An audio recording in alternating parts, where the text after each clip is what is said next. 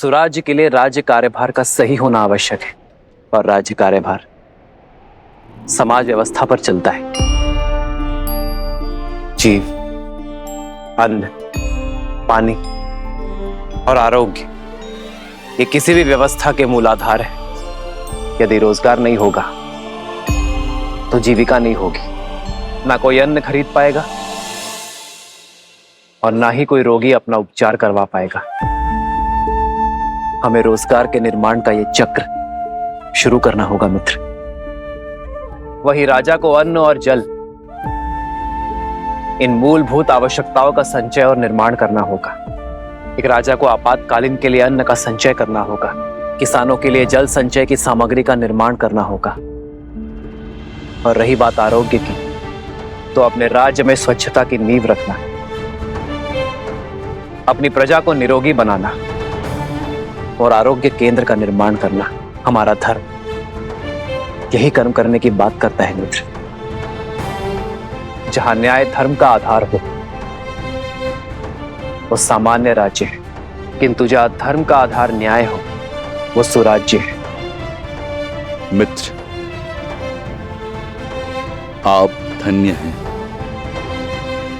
अब चले मित्र, छठ पर्व में सूर्य को अर्घ देने का समय हो गया है। जैसी आपकी आज्ञा।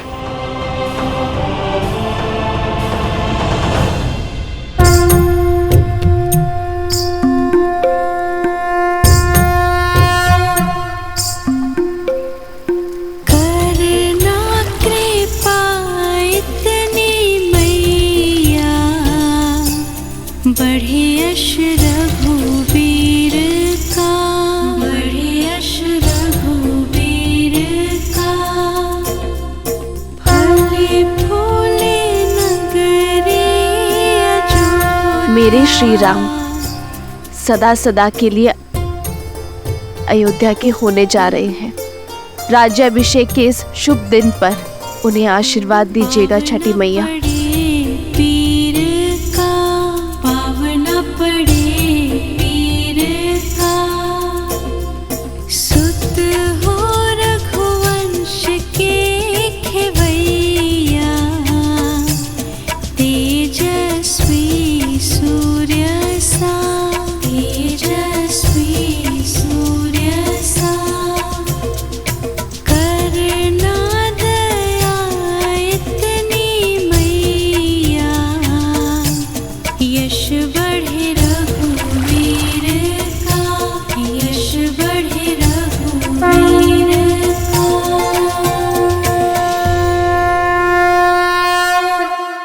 आओ राम,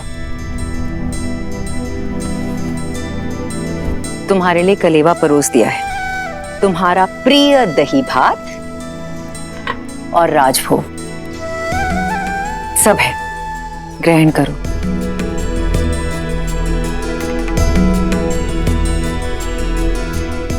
माँ, सीता का है?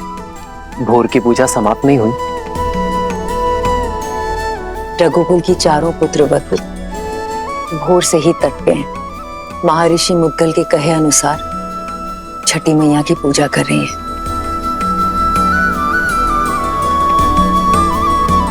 कल तुम्हारा राज्याभिषेक है राम। कल के पश्चात बहुत से कर्तव्य, बहुत से दायित्व निभाने हैं तुम्हें। ऐसे में तुम्हारी अर्धांगिनी, तुम्हारी सीता, तुम्हारी शक्ति में भक्ति का बल डालने का प्रयास कर रही है। तुम्हारी लंबी आयु और अयोध्या के सम्मान के लिए प्रार्थना कर रही है। रघुकुल के दीप की सुरक्षा की प्रार्थना कर रही है। तब तो समय लगेगा माँ। कुछ खाया उन चारों ने? कहाँ? 12 प्रहर का उपवास है उनका, जो तुम्हारे राज्याभिषेक से पहले ही समाप्त होगा। परिवार में पुरुष चाहे सफलता के जिस भी शिखर पर पहुंच जाए, उसका आधार, उसकी धरा एक स्त्री ही होती है। और मां, घर की उन्नति में पति पत्नी दोनों ही भागी होते हैं ना, तो व्रत केवल स्त्री ही क्यों रखे? मैं भी सीता के लिए व्रत रखूंगा। राम सिया राम सिया राम सिया राम, राम सिया राम सिया राम। और मेरा ये व्रत सीता के प्रति मेरे प्रेम और सम्मान का प्रतीक होगा।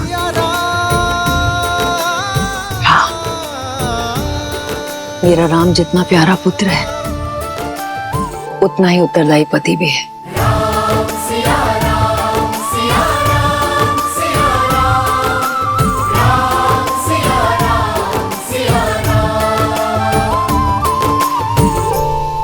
प्रणाम ऋषिवर। कल सुबह सूर्य की पहली किरण के साथ ही श्री राम का राज्याभिषेक होगा और श्री राम जैसा धर्मात्मा राजा पाकर ये धरा धन्य हो जाएगी।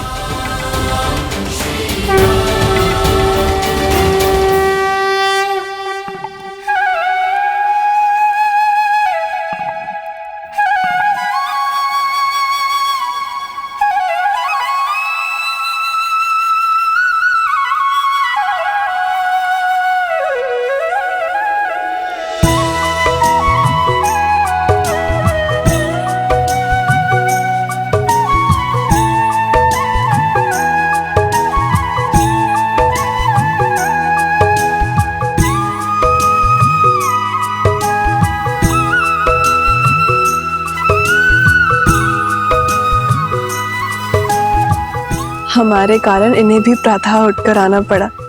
बेचारे, लगता है अभी भी मीठी निद्रा के स्वप्न देख रहे हैं।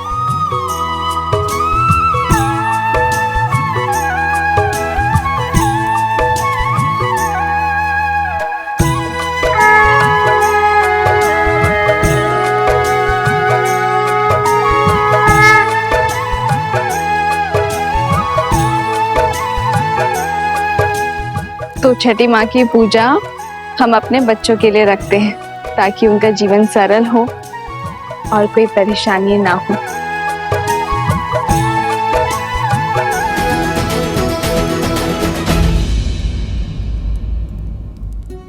पिछले 14 वर्ष से हमें जिस दिन का इंतजार था, तुम उसका भाग नहीं बनना चाहती हो।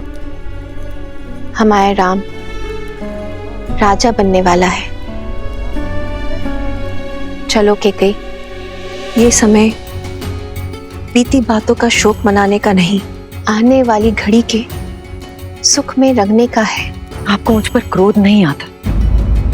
इस समय भी आप मुझे अपना दोषी नहीं मानती?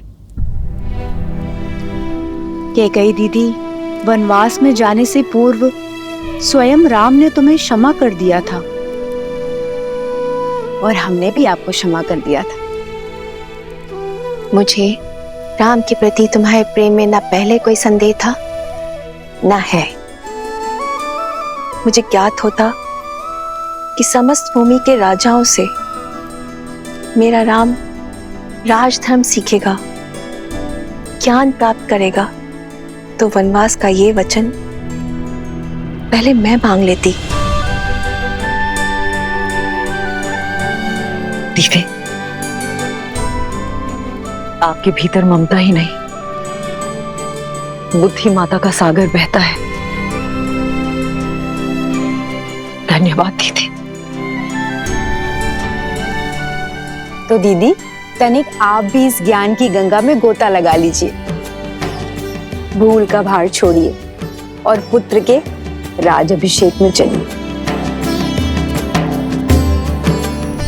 सियावर रामचंद्र की, सियावर रामचंद्र की, सियावर रामचंद्र की, सियावर रामचंद्र की।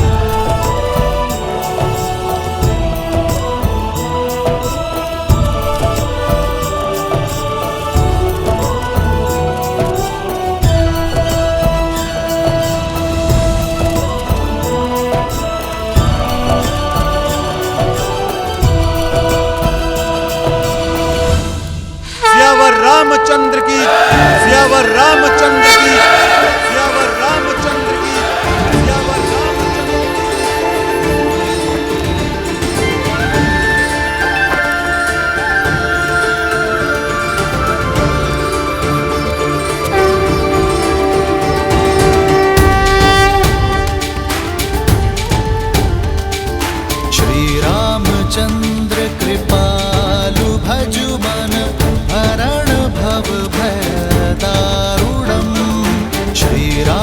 रामचंद्र कृपालु भजु मन हरण भव भय दारुणम नव कंज लोचन कंज मुख कर कंज पद कंजारुणम।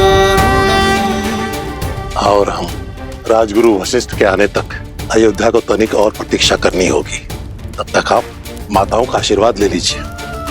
गणित अमित छवि नव नीला नीरज सुंदरम पटपीत मानहु दड़ित रुचि सुचि नौमि जनक सुतावरम।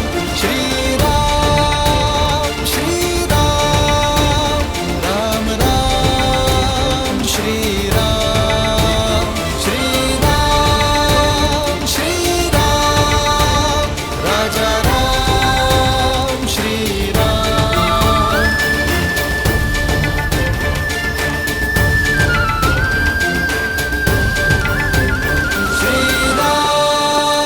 श्री राम राम राम श्री राम।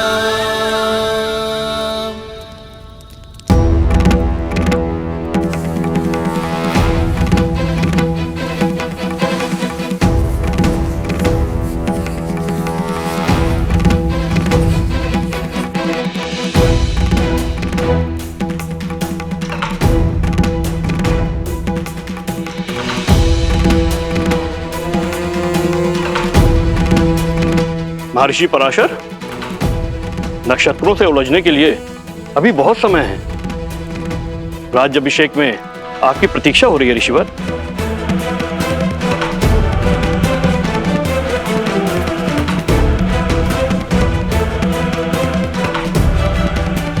आप इतने गंभीर क्यों हैं ऋषिवर?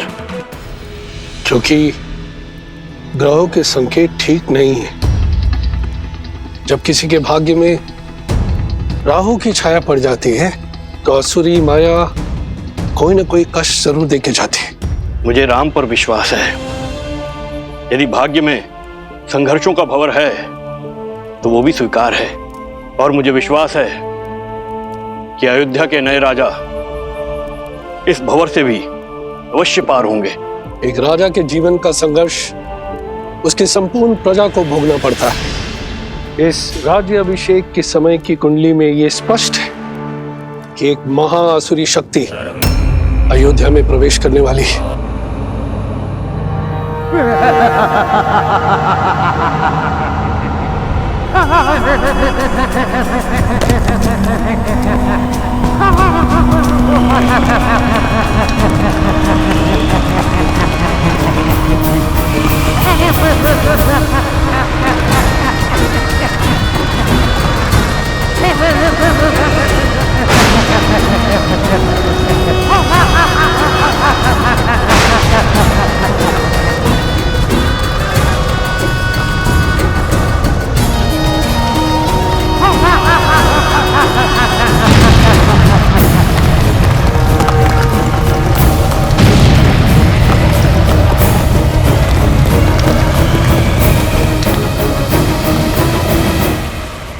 देवता सदा अयोध्या के आगे ढाल बनकर खड़े होते आए हैं ऋषिवर।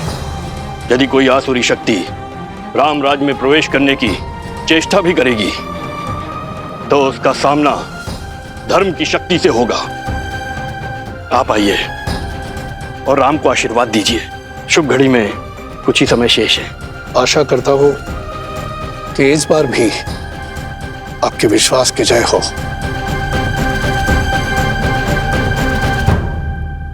आइए, चलिए।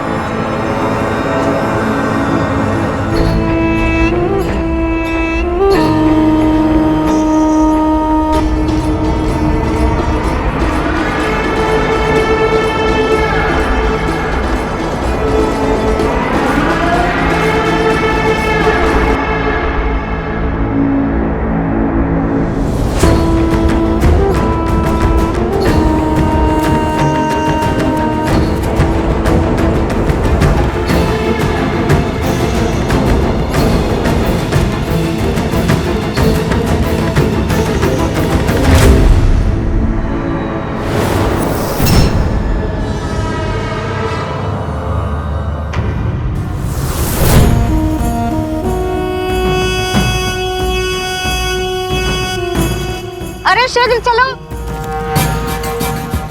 आज अभिषेक का समय हो गया है।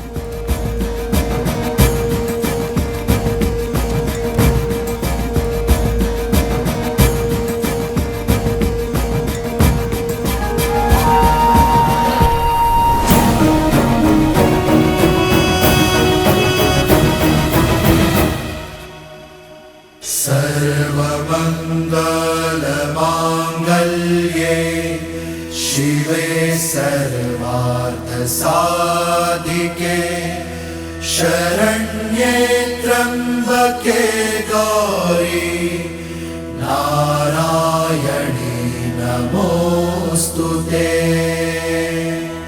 माता, जीवन के पग पग पर आपने महादेव का साथ दिया है।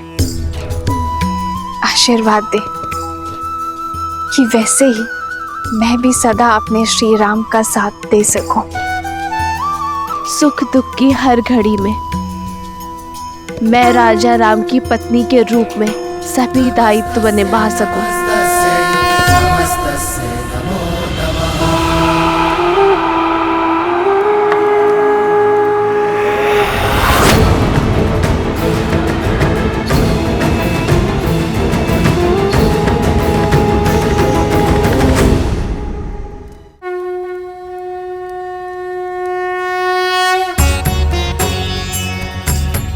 राज्याभिषेक न केवल एक रीति है, बल्कि होने वाले राजा के पवित्र उत्तरदायित्वों के लिए पवित्र प्रारंभ है।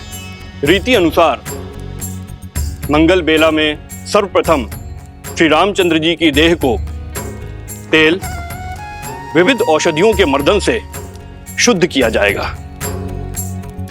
पृथ्वी, जल, अग्नि, वायु, इन 4 तत्वों के साथ आकाश तत्व के जुड़ने से इस तन का निर्माण होता है और इसमें सबसे अधिक रोग उत्पन्न होते हैं वायु तत्व के कारण।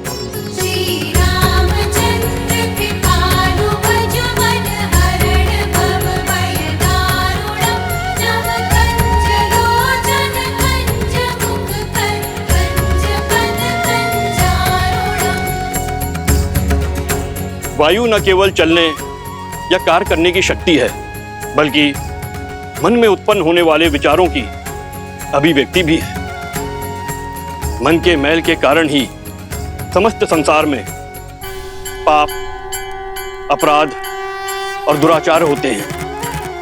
अतः मंत्रों से मन को बांधकर एवं तेल के मर्दन से वायु तत्व को शांत किया जाता है। पश्चात यह मन स्वच्छ हो जाता है और जिस राजा का मन स्वच्छ हो वह धैर्य और सहनशीलता का पर्याय होता है।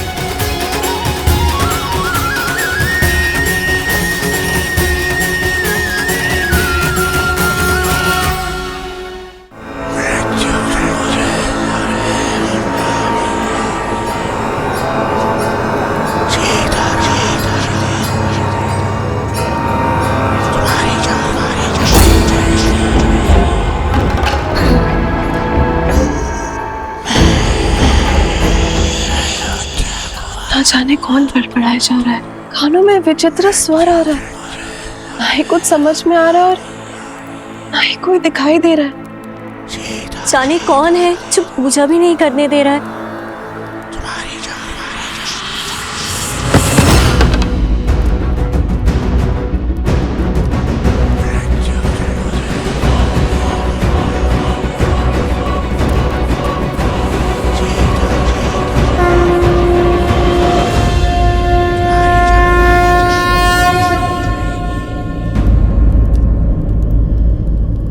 क्या हुआ उर्मिला, इतनी विचलित क्यों हो तुम? दीदी, आपको ये ध्वनि नहीं सुनाई दे रही? कैसी ध्वनि? मुझे तो कुछ सुनाई नहीं दे रहा है।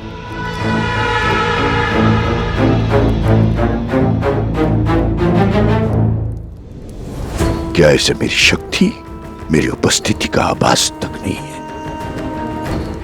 क्या कोई हो सकता है इस संसार में जो सहस्त्र मुख रावण की शक्तियों से प्रभावित ही न हो?